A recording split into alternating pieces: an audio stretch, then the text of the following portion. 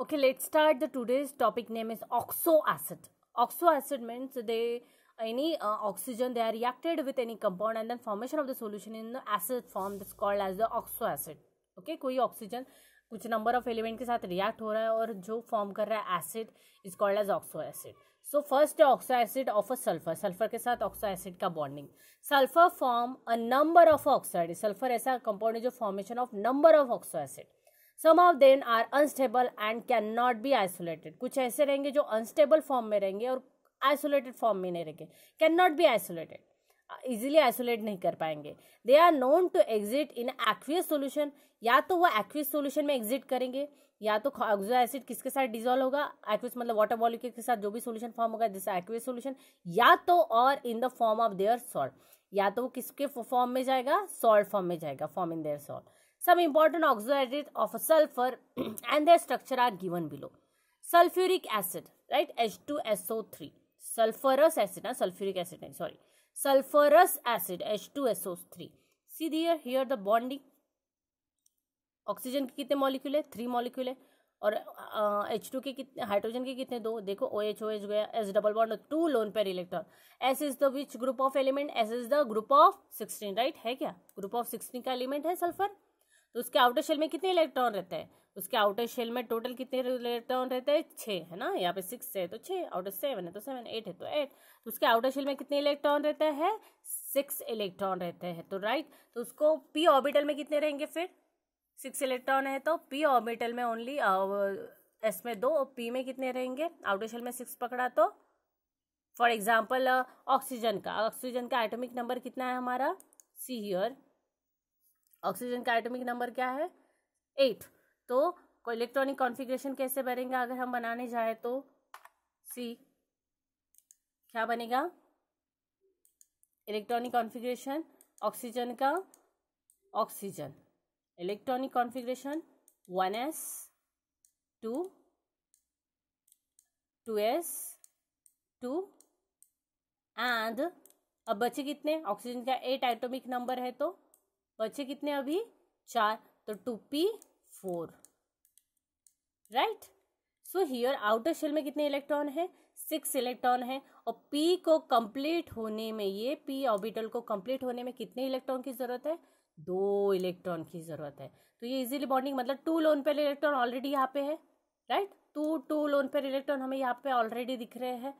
तो मतलब ये एस ऑर्बिटल पे हमारा ऐसे सल्फर का भी वैसे ही रहता है कि एस ऑर्बिटल में ऑलरेडी वहाँ पे 2 लोन पेयर इलेक्ट्रॉन रहते ही है ना, राइट. क्योंकि पी ऑर्बिटल में कितने इलेक्ट्रॉन रहेंगे आउटर शेल में? क्योंकि 6 ऑक्सीडेशन उसका आउटर शेल में 6 इलेक्ट्रॉन रहता है, 4.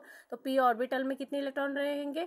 4 इलेक्ट्रॉन रहेंगे. तो आउटर शेल में कितने इलेक्ट्रॉन बचेंगे उसके? 2, राइट. 2 की जरूरत है ना उसको पी की कंप्लीट होने की, तो है यहाँ पे. और बाकी बॉन्डिंग के लिए सल्फर के गए OH OH और S double bond O form करेगा, क्योंकि एक ही O कभी सिंगल बॉन्ड फॉर्म नहीं करता. इस पे ऑक्सीजन पे भी lone pair return, oxygen also 2 lone pair electron here. तो S का कितना बॉन्डिंग फॉर्म करेगा? डबल बॉन्ड फॉर्म करेगा. OH OH OH.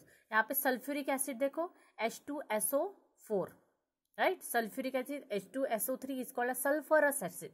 ऑक्सीजन की क्वांटिटी बढ़ गई तो यहाँ पे हम बोलेंगे सल्फ्यूरिक एसिड.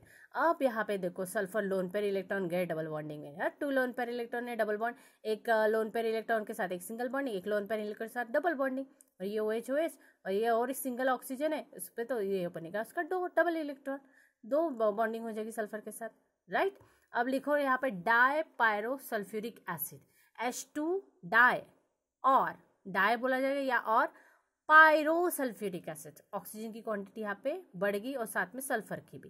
तो देखो double bond O single bond में ऐसे जाएगा, पर यहाँ पे सिंगल बॉन्ड में जाने के बाद उसकी इधर एक बॉन्डिंग हुई है. तो अकेला O मैंने बोला कि नहीं होता बॉन्डिंग में, बट ये इसके देखो इधर भी बॉन्डिंग है, तो डबल बॉन्डिंग ही है O की. देखो डबल बॉन्डिंग ही है, S double bond O S double bond O और ये OH. अब आप देखो, ये मैंने नहीं आपको प्रीवियस वीडियो में बताया जंपिंग ऑफ इलेक्ट्रॉन. जैसे सल्फर के आउटर शेल में कितने इलेक्ट्रॉन है? 6 इलेक्ट्रॉन है, राइट. तो आउटर शेल में 6, तो पी में S में 2 और पी में 4. तो जंपिंग ऑफ इलेक्ट्रॉन 4, 2 इलेक्ट्रॉन यहाँ पे बचे तो OH OH ने बॉन्डिंग फॉर्म कर ली, राइट. 2 इलेक्ट्रॉन वहाँ पे पी ऑर्बिटल में एक है ना, और एक देखो सी यहाँ पे इस तरह से रहेगा ना हमारा पी के आउटर शेल में इलेक्ट्रॉन, एस ऑर्बिटल में यहाँ पे 2 इलेक्ट्रॉन रहेंगे, पी ऑर्बिटल में 4 इलेक्ट्रॉन रहेंगे। तो 4 कैसे रहेंगे ये बार बार बताने की जरूरत नहीं, बट फिर भी एक बार देख लो। यहाँ एक क्लॉकवाइज, एक एंटी क्लॉकवाइज, एक सिंगल, ये एक सिंगल, राइट। और यहाँ पे दोनों इलेक्ट्रॉन क्लॉकवाइज एंटी क्लॉकवाइज, ये एस का है, एनएस का, और ये है एनपी का। अब इस टाइम पे ये यहाँ पे एक एक इलेक्ट्रॉन की जरूरत है, तो ये इजीली ये बॉन्डिंग करने के लिए गया है। देखो यहाँ पे गया है, और 2 लोन पेयर इलेक्ट्रॉन कहाँ पे है, see here, 2 lone pair electron यहाँ पे, ये पी ऑर्बिटल के, राइट। तो ये इस तरह से हो गया, यहाँ तक वैकेंट कर लिया हमने। फिर यहाँ पे देखो ये इस तरह से बॉन्डिंग OH के साथ होगी। अब यहाँ पे फिर से सल्फ्यूरिक H2SO4, अब S के पास तो कोई इलेक्ट्रॉन की बची नहीं है, फिर ये कैसे बॉन्डिंग के लिए जाएगा, है ना। यहाँ पे 2 बॉन्डिंग ठीक है, 2 लोन पेयर इलेक्ट्रॉन ठीक है, फिर उसको क्या करना पड़ेगा, हमें ground state to excited state electron को जंप करना पड़ेगा, तभी जाके वो डबल बॉन्डिंग फॉर्म करेगा गाइज। विदाउट 4 इलेक्ट्रॉन जंप करेंगे, यहाँ पे 4 इलेक्ट्रॉन रहेंगे क्या, है ना। तो ये मैंने बताया था ना, ग्राउंड स्टेट टू एक्साइड मतलब एनडी का कॉन्फिगरेशन होगा, डी ऑर्बिटल में वो जंप करेगा, फिर हम बॉन्डिंग कर सकते हैं उसको। नहीं तो 4 इलेक्ट्रॉन की कभी बॉन्डिंग नहीं होती, ओनली एक डब्बे में 2 ही लड्डू, बताया था ना मैंने, एक डब्बे में कभी भी 2 ही लड्डू रहेंगे, उससे ऊपर नहीं रहेंगे। एक लड्डू चलेगा, वर्ड बॉन्डिंग के लिए वक्त तो ये 2 लड्डू चाहिए, समझा। तो इस तरह से पहले ये जंपिंग होगा, बाद में वो बॉन्डिंग होगी। तो ये सभी का ऐसे ही है, बट यहाँ पे 2 सल्फर रिएक्टेड है, तो इसके लिए अलग थ्योरी रहेगी। ये इधर की बॉन्डिंग के टाइम में और ये इधर के बॉन्डिंग, ऑक्सीजन का खुद का, इसने ऑक्सीजन की आउटर शेल में भी वही 2 लोन पेयर इलेक्ट्रॉन बेचा, और इन्होंने बॉन्डिंग के लिए वो रेडी रह गए। समझ में आ गया यहाँ तक। जंपिंग होने के बाद ही बॉन्डिंग, 4 इलेक्ट्रॉन का बॉन्डिंग नहीं होता, हर एक बॉन्डिंग के लिए 2 इलेक्ट्रॉन लगते हैं, एक खुद के एलिमेंट, 2 जो एलिमेंट, और जो दूसरा रिएक्ट हो रहा है उसका एक बॉन्ड, है ना। जैसे सल्फर का उसका ऑक्सीजन के साथ बॉन्डिंग हुआ है, तो ये ऑक्सीजन का H के साथ हुआ है, राइट। तो ये ऑक्सीजन सल्फर, हाइड्रोजन सल्फर के साथ रिएक्ट नहीं है, वो ऑक्सीजन के साथ बॉन्डिंग में, सल्फर के साथ नहीं, ये भी समझ लो, ठीक है।